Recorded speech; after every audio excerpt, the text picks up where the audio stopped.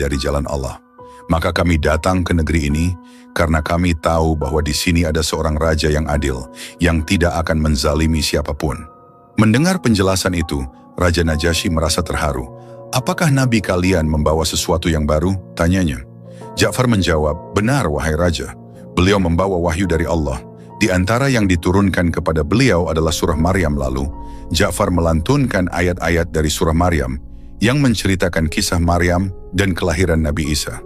Dan ingatlah ketika malaikat berkata, wahai Maryam, sesungguhnya Allah telah memilihmu, menyucikanmu, dan melebihkanmu di atas semua wanita di dunia. Al-Quran Surah Maryam ayat 42. Air mata mengalir di pipi Raja Najasyi. Ia menatap para pembesar istananya dan berkata, sungguh ini berasal dari sumber yang sama dengan yang dibawa oleh Nabi Musa dan Nabi Isa. Aku tidak akan menyerahkan mereka kepada kalian. Amr bin Ash tidak mau menyerah begitu saja, mencoba memancing permusuhan. Wahai raja, mereka mengucapkan sesuatu yang menghina Isa bin Maryam. Najasyi kembali memanggil Ja'far dan bertanya, apa pendapat kalian tentang Isa bin Maryam? Dengan penuh keyakinan, Ja'far menjawab, kami mengatakan tentang Isa apa yang dikatakan oleh Nabi kami. Isa adalah hamba Allah, Rasulnya, dan kalimatnya yang disampaikan kepada Maryam, serta ruh darinya. Najasyi tersenyum. Sungguh Isa adalah seperti yang kalian katakan. Lalu ia menoleh kepada Amr bin Ash dan berkata tegas, pergilah, aku tidak akan menyerahkan mereka kepada kalian, dan aku tidak akan membiarkan mereka disakiti. Makkah semakin memanas. Dakwah Rasulullah yang menyeru kepada Tauhid membuat kaum Quraisy semakin tidak tenang. Ketika ajaran Islam mulai menarik hati orang-orang dari berbagai lapisan masyarakat, para pemuka Quraisy merasa cemas bahwa kedudukan dan tradisi mereka akan hancur. Mereka tidak bisa membiarkan dakwah ini terus berkembang.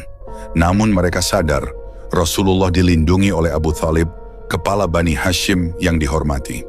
Oleh karena itu, mereka memutuskan untuk memberikan tekanan kepada Abu Thalib. Di Darun Nadwah, tempat pertemuan tokoh-tokoh Quraisy, Abu Jahal berdiri dengan wajah tegang. Tidak bisa kita biarkan Muhammad terus menghasut masyarakat dengan ajarannya. Jika kita tidak bertindak, tradisi nenek moyang kita akan lenyap. Utbah bin Rabi'ah yang selama ini lebih memilih pendekatan diplomatis, menimpali, tetapi kita harus bertindak hati-hati. Kita tahu bahwa Abu Thalib adalah tokoh yang dihormati. Jika kita gegabah, seluruh suku Bani Hashim bisa melawan kita. Akhirnya, mereka sepakat untuk menemui Abu Thalib secara langsung. Mereka membawa berbagai argumen dan ancaman untuk menekan Abu Thalib agar menghentikan dakwah Rasulullah. Suatu sore, Abu Thalib sedang duduk di halaman rumahnya, ditemani secangkir air Zam-Zam.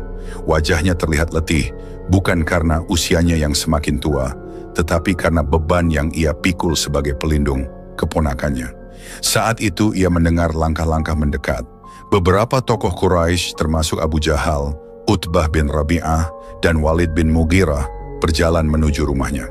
Abu Thalib, sapa Abu Jahal dengan nada formal, tetapi tidak bisa menyembunyikan kebencian di wajahnya. Kami datang bukan untuk mencari masalah, kami hanya ingin berbicara. Abu Thalib mengangguk dan mempersilakan mereka duduk. Apa yang ingin kalian bicarakan? Abu Jahal langsung berbicara dengan nada tegas. Keponakanmu, Muhammad, telah membawa ajaran yang menghina Tuhan-Tuhan kita, mencaci nenek moyang kita, dan memecah belah masyarakat kita. Kami telah cukup bersabar, tapi sekarang kami ingin kau menghentikannya. Walid bin Mughirah menambahkan dengan nada lebih lembut, Abu Thalib, kami menghormatimu. Kami tahu engkau tidak ingin terjadi perselisihan di antara kita. Jadi kami memohon, bicaralah pada Muhammad. Katakan padanya untuk berhenti. Abu Thalib mengerutkan keningnya. Ia sudah menduga pembicaraan ini akan terjadi. Dengan nada tenang, ia menjawab, keponakanku hanya mengatakan apa yang dia yakini benar. Dia tidak memaksa siapapun. Mengapa kalian begitu terganggu? Abu Jahal yang tidak sabar berdiri dan berkata dengan lantang, jika kau tidak bisa menghentikannya, kami akan bertindak sendiri. Kami akan menyerangnya, dan kami tidak peduli apapun yang akan terjadi. Di pagi yang tenang, Abu Thalib mengutus seseorang untuk memanggil Rasulullah ke kediamannya. Rasulullah Dengan rasa hormat yang mendalam kepada pamannya, segera memenuhi panggilan itu. Ketika beliau tiba, Abu Thalib sudah menunggunya di ruang utama, duduk di atas permadani tua yang menjadi saksi banyak pertemuan penting keluarga Bani Hashim. "Masuklah, wahai keponakanku," ujar Abu Thalib dengan suara berat. Rasulullah masuk dengan langkah tenang, lalu duduk di hadapan pamannya. Wajah beliau memancarkan ketenangan, meskipun di baliknya tersimpan beban dakwah yang begitu berat. "Wahai Muhammad," Abu Thalib memulai, suaranya dipenuhi rasa kasih sayang dan kecemasan. "Kau tahu bahwa aku mencintaimu melebihi diriku sendiri. Tapi apa yang kau bawa ini telah membuat kaum Quraisy marah. Mereka datang kepadaku dengan ancaman. Mereka memintaku untuk menghentikanmu. Jika tidak, mereka akan mengambil tindakan yang lebih keras." Rasulullah menundukkan kepala sejenak. Dengan lembut beliau berkata, "Wahai pamanku, aku hanya menyampaikan apa yang Allah perintahkan kepadaku. Aku tidak ingin membuatmu dalam kesulitan, tetapi aku tidak bisa meninggalkan dakwah ini." Air mata mulai mengalir di wajah Abu Thalib. Ia memahami bahwa apa yang dilakukan oleh keponakannya bukanlah untuk dirinya sendiri, melainkan untuk kebaikan umat manusia. Namun sebagai seorang kepala suku, ia merasa terjepit di antara cinta kepada keponakannya dan tekanan dari kaumnya. "Keponakanku," Abu Thalib berkata dengan suara bergetar, "aku tahu kau selalu berkata benar, tapi tidakkah kau melihat betapa marahnya mereka? Aku tidak tahu berapa lama lagi aku bisa melindungimu." Rasulullah mengangkat kepala, menatap langsung ke mata pamannya. Dengan suara penuh keyakinan, beliau berkata, "Wahai pamanku, demi Allah, seandainya mereka meletakkan matahari di tangan kananku dan bulan di tangan kiriku, agar aku meninggalkan perkara ini, aku tidak akan meninggalkannya sampai Allah memenangkannya atau aku binasa dalam memperjuangkannya." Kata-kata Rasulullah begitu dalam dan menggetarkan.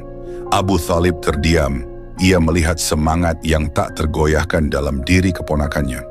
Mata tuanya berkaca-kaca dan ia menyadari bahwa tidak ada satupun kekuatan di dunia ini yang bisa menghentikan Muhammad dari menyampaikan kebenaran. Setelah beberapa saat hening, Abu Thalib menarik napas panjang dan berkata, "Jika itu keputusanmu, maka pergilah, wahai keponakanku. Lakukan apa yang kau yakini benar. Demi Allah, aku tidak akan pernah menyerahkanmu kepada mereka selama aku masih hidup." Rasulullah merasa lega mendengar jawaban itu. Beliau berdiri menghampiri pamannya, lalu mencium tangan dan keningnya sebagai tanda hormat. "Terima kasih wahai pamanku, doakan aku agar tetap teguh di jalan ini," ujarnya. Setelah Rasulullah pergi, Abu Thalib duduk sendirian di ruangan itu. Ia menatap keluar jendela, memikirkan masa depan yang sulit. Di satu sisi ia merasa bangga memiliki keponakan yang begitu mulia dan berani. Namun di sisi lain ia merasa takut akan ancaman yang mungkin datang. Malam itu Abu Thalib berdoa dalam kesendirian. "Ya Allah, aku tidak tahu apa rencanamu untuk Muhammad, tapi aku mohon lindungilah dia dari keburukan kaum ini. Aku akan melindunginya sebisa mungkin, tetapi engkaulah pelindung yang sejati." Pertemuan antara Rasulullah dan Abu Thalib ini bukan hanya sekadar dialog antara paman dan keponakan. Ini adalah momen yang menunjukkan keteguhan Rasulullah dalam menyampaikan kebenaran, meskipun harus menghadapi risiko besar. Di sisi lain, ini juga menunjukkan cinta dan pengorbanan Abu Thalib yang rela melawan kaumnya sendiri demi melindungi keponakannya. Kisah ini menjadi pelajaran bagi umat Islam untuk selalu teguh dalam menyampaikan kebenaran, meskipun harus menghadapi tantangan besar. Allah Ta'ala berfirman dalam Al-Quran, "Maka bersabarlah kamu seperti orang-orang yang mempunyai keteguhan hati dari Rasul-Rasul telah bersabar, dan janganlah kamu meminta disegerakan azab bagi mereka." Al-Quran Surah Al-Ahqaf ayat 35. Semoga kita semua bisa meneladani keteguhan dan keberanian Rasulullah serta kesetiaan dan cinta Abu Thalib yang tiada duanya. Namun Quraisy tidak menyerah. Beberapa hari kemudian mereka kembali menemui Abu Thalib dengan tawaran yang lebih aneh. Kali ini mereka membawa seorang pemuda gagah, seorang Quraisy yang tampan dan berbudi baik. "Wahai Abu Thalib," ujar Abu Lahab dengan senyum licik, "kami membawa pemuda ini sebagai gantinya. Serahkan Muhammad kepada kami, dan kami akan menyerahkan pemuda ini untuk menjadi anakmu." Dia akan menjadi penerusmu, menjaga kehormatan keluargamu. Abu Thalib menatap mereka dengan tatapan tajam. Tawaran ini tidak hanya menghina, tetapi juga menunjukkan betapa rendahnya moral mereka. "Ini tawaran yang bodoh," ujar Abu Thalib dengan suara bergetar oleh amarah. "Kalian ingin aku menyerahkan keponakanku, darah dagingku, untuk dibunuh, lalu mengambil anak kalian sebagai gantinya? Demi Allah, aku tidak akan pernah melakukannya." Abu Lahab dan yang lainnya terdiam. Mereka tahu bahwa Abu Thalib tidak akan menyerah.